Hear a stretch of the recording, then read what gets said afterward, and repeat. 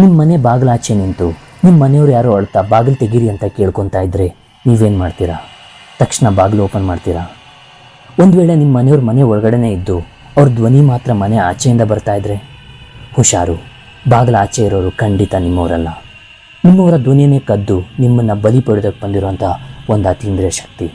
ಈ ಕತೆ ಕೇಳಿದ ಮೇಲೆ ರಾತ್ರಿ ಹೊತ್ತು ಯಾರೇ ಕರೆದ್ರು ನೀವು ಬಾಗಿಲು ತೆರೆಯೋದಕ್ಕೆ ಮುನ್ನ 100 ಬಾರಿ ಯೋಚನೆ ಮಾಡ್ತೀರಾ.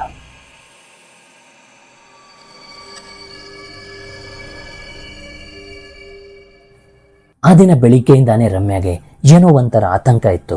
ಮನೇಲಿ ಒಬ್ಬನೇ ಇರಬೇಡ ಅಂತ ವಿವೇಕ್ಗೆ ಪದೇ ಪದೇ ಹೇಳ್ತಾ ಇದ್ಲು. ಮಗುವಿಗೆ ಸ್ವಲ್ಪ ಜ್ವರ ಇದ್ದಿದ್ರಿಂದ ಅವಳು ಆಸ್ಪತ್ರೆಗೆ ಹೋಗಿ ತನ್ನ ತಾಯಿ ಮನೆಗೆ ಹೋಗಬೇಕಾದ ಅನಿವಾರ್ಯತೆ ಇತ್ತು.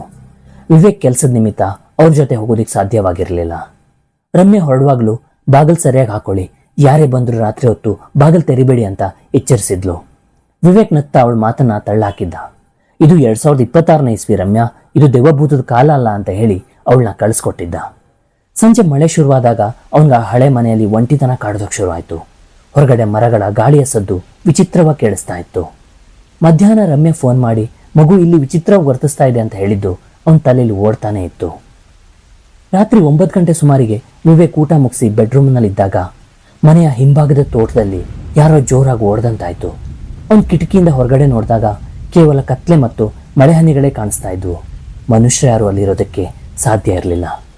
ಆದರೆ ಆ ಕ್ಷಣದಲ್ಲಿ ಅವನು ಗೊತ್ತಿರಲಿಲ್ಲ, ರಮ್ಯಾ ಮನೆಯಿಂದ ಹೊರಬಂದ ಕ್ಷಣನೇ ಆ ಮನೆ ಸುತ್ತಲೂ ಯಾವುದೋ ಒಂದು ಕಣ್ಣಿಗೆ ಕಾಣದಿರೋ ಶಕ್ತಿ ವಿವೇಕ್ಕಾಗಿ ಬಲೆ ಬೀಸಿದೆ ಅಂತ. ವಿವೇಕ್ ಹಾಲ್ನಲ್ಲಿ ಕುಳಿತು ಫೋಟೋ ಆಲ್ಬಮ್ ನೋಡ್ತಾ ಇದ್ದಾಗ ಇದ್ಕಿದ್ದಂಗೆ ಕರೆಂಟ್ ಹೋಯ್ತು. ಇಡೀ ಮನೆ ಕತ್ಲಲ್ಲಿ ಮುಳುಗ್ತು.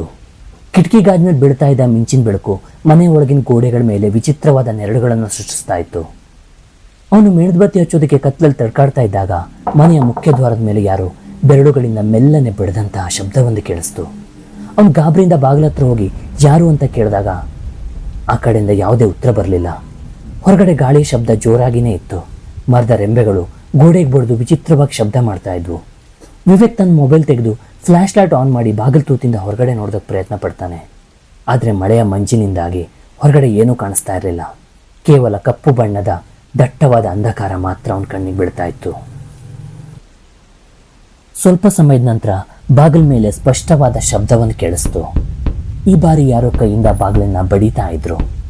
ಟಕ್ ಟಕ್ ಟಕ್ ಅನ್ನೋ ಶಬ್ದ 3 ಬಾರಿ ಲಯಬದ್ಧವಾಗಿ ಕೇಳಿಸ್ತು. ವಿವೇಕ್ನ ಎದೆ ಬಡ್ತಾ ಇನ್ನಷ್ಟು ಜೋರಾಯಿತು.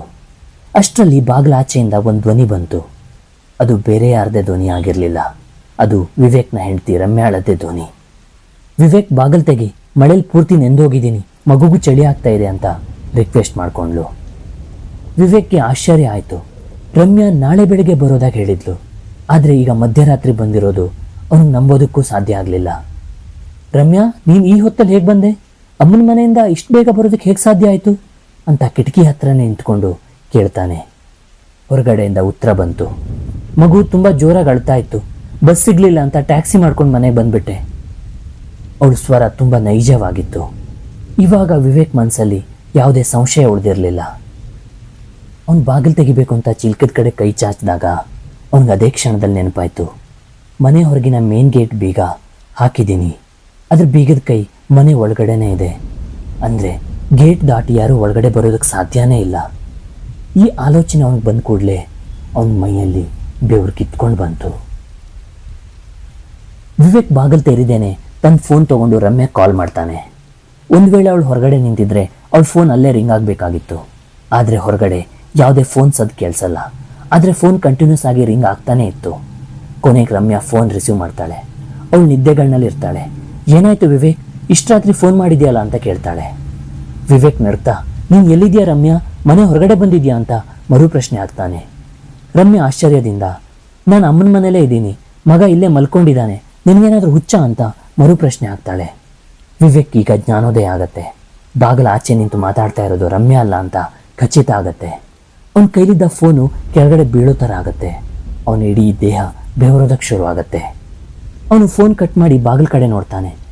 ಆದರೆ ಈಗಲೂ ಆಚೆಯಿಂದ ರಮ್ಯಾಳ ಧ್ವನಿ ಮಾತಾಡ್ತಾನೆ ಇತ್ತು. ಯಾರ ಜೊತೆ ಮಾತಾಡ್ತಿದ್ಯಾ ವಿವೇಕ್, ನನಗೆ ತುಂಬ ಸುಸ್ತಾಗಿದೆ, ಮಗ ನಡುತ್ತಾ ಇದ್ದಾನೆ, ಬಾಗಿಲು ತೆಗಿ ಅಂತ ಸತತವಾಗಿ ಹೇಳ್ತಾನೆ ಇತ್ತು. ಆ ಧ್ವನಿಯಲ್ಲಿದ್ದ ಪ್ರೀತಿ, ಕಾಳಕಳಿ ಎಷ್ಟು ನೈಜವಾಗಿತ್ತಂದರೆ ವಿವೇಕ್ಗೆ ಈಗಲೂ ಅವಳು ರಮ್ಯಾ ಅಲ್ಲ ಅಂತ ಅವನಿಗೆ ಒಪ್ಕೊಳ್ಳೋದಕ್ಕೆ ಕಷ್ಟ ಆಗ್ತಾ ಇತ್ತು. ವಿವೇಕ್ ಧೈರ್ಯ ಮಾಡಿ ಬಾಗಿಲು ಕೆಳಗಿನ ಸಣ್ಣ ಸಂಧಿ ಮೂಲಕ ಹೊರಗಡೆ ನೋಡೋದಕ್ಕೆ ಪ್ರಯತ್ನ ಪಡ್ತಾನೆ. ಮಳೆ ನೀರು ಬಾಗಿಲು ಒಳಗಡೆ ನುಗ್ತಾನೆ ಇತ್ತು. ಆದರೆ ಆ ನೀರಿನ ಮಧ್ಯೆ 2 ಪಾದಗಳ ನೆರಳು ಅವನ ಕಣ್ಣಿಗೆ ಕಾಣಿಸುತ್ತೆ. ಆ ಪಾದಗಳು ನೆಲಕ್ಕೆ ತಾಗ್ತಾ ಇರಲಿಲ್ಲ. ಅವು ನೆಲದಿಂದ ಸ್ವಲ್ಪ ಮೇಲೆ ತೇಲ್ತಾ ಇರುವಂತೆ ವಿವೇಕ್ಗೆ ಅನಿಸುತ್ತೆ. ಅಷ್ಟೊಂದು ಮಳೆ ಸುರಿತಾ ಇದ್ರು ಆ ಪಾದಗಳು ಕದಲ್ತಾ ಇರಲಿಲ್ಲ, ಅಲಗಾಡ್ತಾ ಇರಲಿಲ್ಲ, ಹಾಗೆ ಒದ್ದೆ ಕೂಡ ಆಗಿರಲಿಲ್ಲ. ಅವನಿಗೆ ಹಿರಿಯರು ಹೇಳ್ತಾ ಇದ್ದ ಮಾತುಗಳು ನೆನಪಾದವು. ಕೆಲವು ಶಕ್ತಿಗಳು ನಮಗೆ ಬೇಕಾದವರ ಧ್ವನಿಯನ್ನು ಅನುಕರಿಸಿ ನಮ್ಮನ್ನು ಬಲಿ ಪಡಿತವೆ ಅಂತ. ನೀನು ಯಾರೇ ಆಗಿದ್ರು ಇಲ್ಲಿಂದ ಹೊರಟೋಗು, ನಾನು ಬಾಗಿಲು ತೆಗೆಯಲ್ಲ ಅಂತ ವಿವೇಕ್ ಜೋರಾಗಿ ಕಿರಿತಾನೆ. ತಕ್ಷಣ ಬಾಗಿಲ ಆಚೆ ಇದ್ದ ಧ್ವನಿ ಮತ್ತು ಶಬ್ದ 2 ಸಂಪೂರ್ಣವಾಗಿ ನಿಂತು ಹೋಗುತ್ತೆ. ಸುತ್ತಲೂ ಭಯಾನಕ ಮೌನ ಆವರಿಸುತ್ತೆ. ಈ ಮೌನ ಆಚೆ ಇದ್ದ ಶಕ್ತಿ ಹೊರಟೋಗಿದೆ ಅನ್ನೋ ಭರವಸೆ ನೀಡಲಿಲ್ಲ. ಬದಲಿಗೆ ಅದು ಮುಂದಿನ ದಾಳಿಗೆ ಸಿದ್ಧವಾಗ್ತಿದೆಯೇನೋ ಅನ್ನೋ ಮುನ್ಸೂಚನೆ ಅಂತೆ ಇತ್ತು. ವಿವೇಕ್ ಮನೆಯಲ್ಲಿದ್ದ ಎಲ್ಲ ದೀಪಗಳನ್ನು ಉರಿಸೋದಕ್ಕೆ ಪ್ರಯತ್ನ ಪಡ್ತಾನೆ. ಆದರೆ ಕರೆಂಟ್ ಇನ್ನೂ ಬಂದಿರಲಿಲ್ಲ. ಅವನು ತನ್ನ ಕೈಲಿದ್ದ ಮೊಬೈಲ್ ಬೆಳಕನ್ನೇ ನಂಬಿ ಹಾಲ್ನಲ್ಲಿ ಕುಳಿತು ದೇವರ ನಾಮವನ್ನು ಜಪಿಸೋದಕ್ಕೆ ಶುರು ಮಾಡ್ತಾನೆ. 10 ನಿಮಿಷಗಳು ಕಳೆದಿರ್ಬೋದು. ವಿವೇಕ್ಗೆ ಮನೆ ಒಳಗಡೆ ಏನೋ ಬದಲಾವಣೆ ಆದಂತೆ ಅನಿಸುತ್ತೆ. ಗಾಳಿಯಲ್ಲಿ ಒಂದು ರೀತಿಯ ವಿಚಿತ್ರ ವಾಸನೆಗಳು ಬರೋದಕ್ಕೆ ಶುರು ಆಗುತ್ತೆ.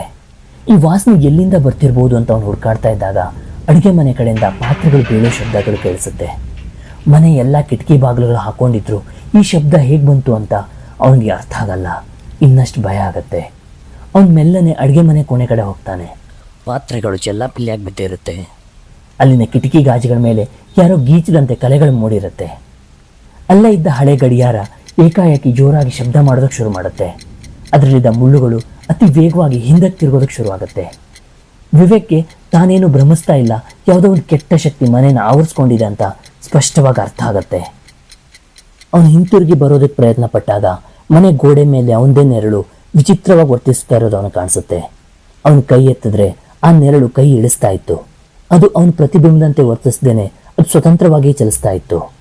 ಈ ದೃಶ್ಯ ನೋಡಿ ವಿವೇಕ್ಗೆ ಕಾಲುಗಳು ನಡುಗೋಕೆ ಶುರು ಆಗುತ್ತೆ. ಅವನು ಅಲ್ಲಿಂದ ಓಡೋದಕ್ಕೆ ಪ್ರಯತ್ನ ಪಟ್ಟರು ಅವನ ಕಾಲುಗಳು ನೆಲಕ್ಕೆ ಅಂಟ್ಕೊಂಡಂತೆ ಅನುಭವ ಆಗುತ್ತೆ. ಅಷ್ಟರಲ್ಲಿ ಬಾಗಿಲಾಚೆಯಿಂದ ಅವನ ಧ್ವನಿ ಕೇಳಿಸುತ್ತೆ. ಆದರೆ ಈ ಬಾರಿ ಅದು ರಮ್ಯಾಳ್ ಧ್ವನಿ ಆಗಿರಲಿಲ್ಲ. ಅದು ಮೃತಪಟ್ಟ ವಿವೇಕ್ನ ತಂದೆ ಧ್ವನಿಯಾಗಿತ್ತು. ವಿವೇಕ್, ಬಾಗಿಲು ತೆರಿಬಾರ್ದು ಅಂತ ನಿನಗೊತ್ತು, ಆದರೆ ನೀನೊಂದು ತಪ್ಪು ಮಾಡಿದ್ಯಾ ನೋಡು ಅಂತ ಆ ಧ್ವನಿ ಗಂಭೀರವಾಗಿ ಹೇಳುತ್ತೆ. ವಿವೇಕ್ಗೆ ತನ್ನ ತಂದೆ ಧ್ವನಿ ಕೇಳಿ ಕಣ್ಣೀರು ಬರುತ್ತೆ. ಆದರೆ ಇದು ದೆವ್ವದ ಕೆಲಸ ಅಂತ ಅವನಿಗೆ ಗೊತ್ತಿತ್ತು. ನಾನು ಮಾಡಿದ ತಪ್ಪೇನು ಅಂತ ವಿವೇಕ್ ಅಳ್ತಾ ಕೇಳ್ತಾನೆ. ಆಗ ಆ ಧ್ವನಿ ಜೋರಾಗಿ ನಗ್ತಾ, ನೀನು ಮುಂದಿನ ಬಾಗಿಲೇನೋ ಲಾಕ್ ಮಾಡಿದ್ಯಾ, ಆದರೆ ಹಿಂದಿನ ಬಾಗಿಲನ್ನ ಹಾಕೋದಕ್ಕೆ ಮರ್ತಿದ್ಯಾ ಅಂತ ಹೇಳುತ್ತೆ. ವಿವೇಕ್ಗೆ ತಕ್ಷಣ ನೆನಪಾಗುತ್ತೆ, ಸಂಜೆ ಕಸ ಹಾಕೋದಕ್ಕೆ ಹೋದಾಗ ಹಿಂದಿನ ಬಾಗಿಲನ್ನ ಲಾಕ್ ಮಾಡೋದಕ್ಕೆ ಮರ್ತಿದ್ದ. ಅವನು ಪ್ರಾಣ ಭಯದಿಂದ ಹಿಂದಿನ ಬಾಗಿಲು ಕಡೆ ಓಡ್ತಾನೆ. ಅಲ್ಲಿನ ಬಾಗಿಲು ಮಳೆಯಲ್ಲಿ ಪಟನೆ ಬಡ್ಕೊತಾ ಇತ್ತು. ಗಾಳಿ ಹೊಡೆತಕ್ಕೆ ಅದು ಪೂರ್ತಿ ತೆರೆದುಕೊಳ್ಳೋ ಮುಂಚೆನೆ ಅದನ್ನು ಮುಚ್ಚೋದಕ್ಕೆ ಪ್ರಯತ್ನ ಪಡ್ತಾನೆ. ಆದರೆ ಬಾಗಿಲ ಆಚೆಯಿಂದ ಯಾವುದೋ ಒಂದು ಶಕ್ತಿ ಅದನ್ನು ಒಳಗಡೆ ತಳ್ತಾ ಇತ್ತು. ವಿವೇಕ್ ತನ್ನ ಸಂಪೂರ್ಣ ಶಕ್ತಿ ಹಾಕಿ ಬಾಗಿಲನ್ನ ತಳ್ಳೋದಕ್ಕೆ ಶುರು ಮಾಡ್ತಾನೆ. ಬಾಗಿಲನ್ನ ಮುಚ್ಚೋ ಬರದಲ್ಲಿ ವಿವೇಕ್ ಹೊರಗಡೆ ಏನಿದೆ ಅಂತ ನೋಡೋದಕ್ಕೆ ಕತ್ತೆತ್ತಾನೆ. ಅಲ್ಲಿ ಕಂಡ ದೃಶ್ಯ ಅವನ ಹೃದಯವನ್ನು ನಿಲ್ಲಿಸೋ ಥರ ಇತ್ತು. ಅಲ್ಲಿ ಯಾರೂ ಇರಲಿಲ್ಲ. ಒಂದು ಕಪ್ಪು ನೆರಳು, ಜೋಡಿ ಕೆಂಪು ಕಣ್ಣುಗಳು ಕತ್ತಲಲ್ಲಿ ಮಿಂಚ್ತಾ ಇದ್ವು. ಆ ನೆರಳು ಗಾಳಿಯಲ್ಲಿ ತೇಲ್ತಾ ಇತ್ತು. ಆ ಕಣ್ಣುಗಳಲ್ಲಿ ಯಾವುದೇ ಜೀವ ಇರಲಿಲ್ಲ. ಕೇವಲ ಕ್ರೌರ್ಯ ಮತ್ತು ಹಸಿವು ಮಾತ್ರ ಎದ್ದು ಕಾಣಿಸ್ತಾ ಇತ್ತು. ವಿವೇಕ್ ಕಿರಿಸ್ತಾ ಬಾಗಿಲನ್ನ ಜೋರಾಗಿ ಹಾಕಿ ಲಾಕ್ ಮಾಡ್ತಾನೆ. ಅಲ್ಲೇ ಕುಸಿದು ಬಿಡ್ತಾನೆ. ಆಚೆಯಿಂದ ನೂರಾರು ಧ್ವನಿಗಳು ಒಟ್ಟಿಗೆ ಕೇಳಿಸೋದಕ್ಕೆ ಶುರುವಾಗುತ್ತೆ. ಅದಾಗಲೇ ತೀರ್ಕೊಂಡಿರೋ ಅವನ ಪರಿಚಯಸ್ಥರ ಧ್ವನಿಗಳು ಕೂಡ ಅಲ್ಲಿ ಸೇರ್ಕೊಂಡಿದ್ವು. ಅವರೆಲ್ಲ ಒಂದೇ ಸಮನೆ ಬಾಗಿಲು ತೆರೆಯುವಂತೆ ಬೇಡ್ಕೊತಾ ಇದ್ರು, ನಗ್ತಾ ಇದ್ರು, ಅಳ್ತಾ ಇದ್ರು. ಆ ಶಬ್ದಕ್ಕೆ ವಿವೇಕ್ನ ಕಿವಿಯಲ್ಲಿ ರಕ್ತ ಬರುವಂತೆ ಅನಿಸುತ್ತೆ. ಅವನು ತನ್ನ ಕಿವಿನ ಮುಚ್ಕೊಂಡು ನೆಲದ ಮೇಲೆ ಹೊರಳಾಡ್ತಾನೆ. ಮನೆಯ ಪ್ರತಿಯೊಂದು ಮೂಲೆಯಲ್ಲೂ ಆ ಧ್ವನಿ ಪ್ರತಿಧ್ವನಿಸುತ್ತೆ. ಆ ಧ್ವನಿಗಳು ಏಕಕಾಲದಲ್ಲಿ ವಿವೇಕ್ಗೆ ಕೇಳಿಸ್ತಾ ಇದ್ವು. ವಿವೇಕ್ ಭಯದ ತುದಿ ತಲುಪ್ತಾನೆ. ಅವನಿಗೆ ಪ್ರಜ್ಞೆ ತಪ್ಪೋ ಥರ ಆಗ್ತಾ ಇದ್ರು. ಕಣ್ಣುಗಳು ಮುಚ್ಚೋದಕ್ಕೆ ಅವನಿಗೆ ಧೈರ್ಯ ಇರಲಿಲ್ಲ. ಆದರೂ ವಿವೇಕ್ ಗೊತ್ತಿಲ್ಲದೇನೆ ಪ್ರಜ್ಞೆ ತಪ್ತಾನೆ. ಕೊನೆಗೂ ಕತ್ಲು ಕಳೆದು ಮುಂಜಾನೆ ಬೆಳಕು ಮೂಡುತ್ತೆ. ಹಕ್ಕಿಗಳ ಚಿಲಿಪಿಲಿ ಸದ್ದು ಕೇಳಿಸಿದ ಕೂಡಲೇ ಹೊರಗಿನ ಎಲ್ಲಾ ವಿಚಿತ್ರ ಶಬ್ದಗಳು ಮರೆಯಾಗಿದ್ವು. ವಿವೇಕ್ ಪ್ರಜ್ಞೆ ತಪ್ಪಿ ಬಾಗಿಲು ಮುಂದೆನೇ ಬಿದ್ದಿದ್ದ. ಬಿಸಿಲು ಕಿಟಕಿ ಮೂಲಕ ಒಳಗಡೆ ಬಂದಾಗ ವಿವೇಕ್ಗೆ ಪ್ರಜ್ಞೆ ಬಂದಿತ್ತು. ವಿವೇಕ್ ನಿಧಾನವಾಗಿದ್ದು ಮುಂದಿನ ಬಾಗಿಲು ತೆಗೆದು ಹೊರಗಡೆ ಬರ್ತಾನೆ. ಅಲ್ಲಿ ಮಳೆಯಿಂದ ಒದ್ದೆ ಆದ ನೆಲ ಮಾತ್ರ ಇತ್ತು. ಆದರೆ ಗೋಡೆ ಮೇಲೆ ಗಮನಿಸಿದ ಒಂದು ವಿಷಯ ಅವನನ್ನು ಬೆಚ್ಚಿ ಬಿಡಿಸಿತ್ತು. ಅಲ್ಲಿ ಕೆಸರಿಂದ ಯಾವುದೋ ಅಕ್ಷರಗಳಲ್ಲಿ ಬರೆಯಲಾಗಿತ್ತು. ಆದರೆ ಆ ಶಬ್ದಗಳು ಮಾತ್ರ ವಿವೇಕ್ಗೆ ಅರ್ಥ ಆಗಲಿಲ್ಲ. ಆ ಶಕ್ತಿ ಇನ್ನೂ ಹೊರಟೋಗಿಲ್ಲ, ಅದು ಕೇವಲ ತನ್ನ ಸಮಯಕ್ಕಾಗಿ ಕಾಯ್ತಾ ಇದೆ ಅಂತ ಮಾತ್ರ ವಿವೇಕ್ಗೆ ಅರ್ಥ ಆಗಿತ್ತು. ಅವನು ತಕ್ಷಣ ತನ್ನ ಬ್ಯಾಗ್ ಪ್ಯಾಕ್ ಮಾಡಿಕೊಂಡು ಮನೆಯಿಂದ ಹೊರಗಡೆ ಬರ್ತಾನೆ. ಗೇಟ್ ದಾಟುವಾಗಲೂ ಅವನಿಗೆ ಯಾರೋ ಹಿಂದೆಯಿಂದ ಅವನ ಹೆಸರೇಳಿ ಕರೆದಂತೆ ಅನುಭವ ಆಗುತ್ತೆ. ಆದರೆ ಅವನು ಹಿಂತಿರುಗಿ ನೋಡೋದಿಲ್ಲ. ಜೀವ ಉಳಿಸ್ಕೊಳ್ಳೋದು ಒಂದೇ ಅವನ ಏಕೈಕ ಗುರಿಯಾಗಿತ್ತು. ಅವತ್ತಿನಿಂದ ಈಗಲೂ ಆ ಮನೆ ಖಾಲಿಯಾಗಿಯೇ ಇದೆ. ಈಗಲೂ ಮಳೆಗಾಲದ ರಾತ್ರಿಗಳಲ್ಲಿ ಅಲ್ಲಿ ಧ್ವನಿಗಳು ಕೇಳಿಸ್ತವೆ ಅಂತ ಜನರು ಮಾತಾಡ್ತಾರೆ.